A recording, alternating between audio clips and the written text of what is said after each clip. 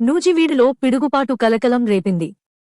పట్టణంలోని పొట్టి శ్రీరాములు విగ్రహం సమీపంలో లెక్చరర్ దొడ్డా కమలకుమారి ఇంటిపై పిడుగు పడటంతో పైభాగం ధ్వంసమైంది.